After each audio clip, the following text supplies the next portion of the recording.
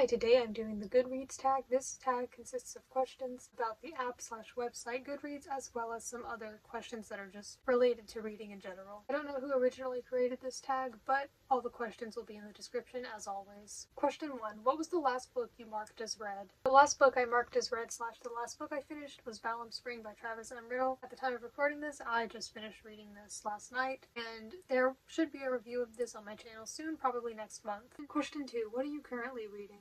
I am currently reading Rebel Rose by Emma Thierio, which is the first book in the Queen's Counsel series, which is basically stories about Disney princesses after their main stories take place. I've been reading this pretty slowly, so I do plan on making a review of this. I'm not sure when it will be, maybe next month or the month after that, but I will talk about it more in depth then. This is actually the book I chose for January for the 2025 Read Your Bookshelf Challenge by Chantel Reads All Day. I don't remember if I mentioned that in a previous video, because I know that originally for my top 3 books of 2024 video, I was going to do top 10, announce either in that video or another video near the end of the year or beginning of this year that I was going to be doing that challenge. So I'm not sure if I did end up mentioning that or if that was in the idea that eventually got not exactly scrapped but changed. Either way, I am doing that challenge this year, and this book is the book that I picked for this month. Question 3. What was the last book you marked as TBR? The last book I marked as TBR was Different Kinds of Minds, A Guide to Your Brain by Temple Grandin. Question 4. What book do you plan to read next? The next book I plan on reading, and that'll probably be shortly after I'm done filming this video, is The Riddler Year 1 by Paul Dano. This is a comic from the current Batman series, so I'm pretty excited to read this. It's been close to a year now that I've wanted to read it. Question 5. Do you use the star rating system? Yes, I do, and starting with any books that I read in 2024, I would rate them after reading them. I think I used to give star ratings in like 2019 when I was first using Goodreads around that time, but I think the account I use now is different. But I still went and marked any books as read that I had read at the time of having that first account, or any books that I may have read before having that first account. So I would give star ratings back then, but I don't have star ratings for every book that I've read, because some I read a while ago and I may not know what my rating was. I don't really want to rate a book I read years ago, unless maybe if I've read it a few times and know that I really like it, or if it was that impactful to the point where I know that I'd give it 5 stars. But if I read it a few years ago and don't really remember it, I'm not going to give it a rating, so they don't need to all have ratings. But basically any book that I've been reading or any book that I read now, I typically will give a star rating to. And it doesn't take much for me to give a book 5 stars, but I don't give just any book 5 stars. In fact, I think since doing the ratings, I don't think I've given a book 1 star yet, so we'll see if that ever happens. It would have to be pretty bad for me to do that. So I typically use the star rating system, and I enjoy using it. I enjoy giving a rating to books after I've read them, and I definitely don't rate books if I DNF'd them. I see some people do that, and I feel like that's unfair. I would read the whole book. Even if you're reading a book and you don't see it getting any better, you can just DNF it. I think that leaving a rating, and especially a bad review, is a bit unfair, especially when they DNF'd it very early on.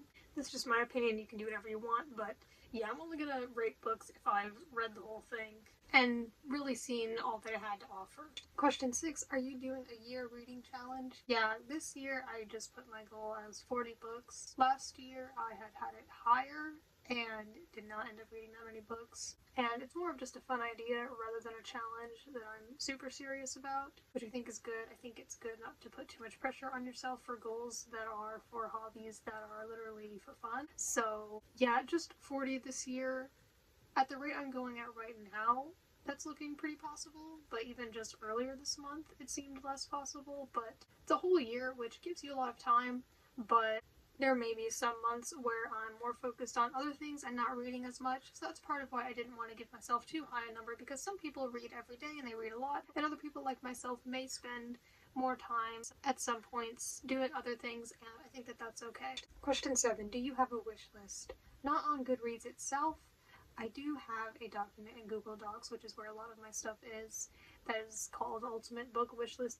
That just has every book that I want in general. I do have an Amazon book list as well, but I have the Ultimate Book Wishlist because some books are not on Amazon, or I may want to get them somewhere else, like maybe a used, cheaper copy. So there is the Amazon book list, which has most of them, But then there is also the ultimate wish list that just has every book I want on there. Question 8. What book do you plan to buy next? Well, I've just recently bought a lot of books, so I'm not looking to buy any new books right away. In terms of books that are going to be released, I know that Sunrise on the Reaping is going to be released a little under 2 months from now, so I definitely plan on getting that. Probably and hopefully like on release day or pre-ordering it, but it's likely I'll get books before then. As for which ones, that depends where they're being bought from and which place has what available. But yes, in terms of upcoming books, I know that Sunrise on the Reaping is definitely up there in terms of books that I want to get soon. It's just not released yet. Question 9. Do you have any favorite quotes? Would you like to share a few? Assuming this means like quotes from books or quotes from authors. I know that Goodreads has a section on the author's pages that has quotes. I've rarely looked at it. As for quotes in books, usually if I'm doing a review of a book and there's a particular passage or anything in there that I want to share, I will read it in the review. But I may not have any favorites because nothing is particularly coming to mind right away. Question 10. Who are your favorite authors? Right now, I think that when it comes to my favorite authors and my favorite books, I'm in this sort of transitional period where it may be changing, and I'm also discovering and reading a lot more, so that can make it change as well. I know that I really enjoyed Judy Blume and Wendy Mass a few years ago, and I would read a lot of their books, and I may read more of them in the future. I know Wendy Mass has a few more books that I plan on reading, plus, if she writes more, I may read them. She's not necessarily someone who I'll read every work of, but I have read a lot of her books. I did have Judy Blume and Wendy Mass books on the bottom shelf here, but I change it out every so often. So right now it's got more young adult stuff and a few other things. There is still some middle grade on there, but I know that about 6 years ago I did consider Judy Blume to be my favorite, and then I think Wendy Mass was my second favorite. And although there has been some time since then, I do still enjoy middle grade and still read it. So I'm not quite sure if they are my favorite authors anymore, but they're definitely up there. But in terms of middle grade authors, there are my John David Anderson books over here. I've read 3 of his books so far. I have another one that I haven't read yet. I'm planning on reading it for March because I know that some booktubers do a thing called middle grade March. So I think I will be reading and reviewing a lot of middle grade during that month. At least I'm going to try to. So he's an author I've read more recently. Well, the first book of his I read nearly 5 years ago, but that's more recent than 2019. I really enjoy his books as well. So I really enjoy Travis M. Riddle's books. I have all the books of his that I have up here. I don't have all his books yet. That is an author who I plan on reading all of his books so far. I have some reviews of his books already on my channel. I have reviews of each of the books in this trilogy that I thought was really good. And I mentioned another one of his books, Fallum Spring, earlier in this video. So he is a smaller self-published author who mainly writes in the fantasy genre. Compared to those middle grade authors I just mentioned, he is more adult. Maybe a book or two could be more considered PG or PG-13, but most of them are pretty adult. But I'm not sure if he's my favorite author, but if not, he's definitely one of them.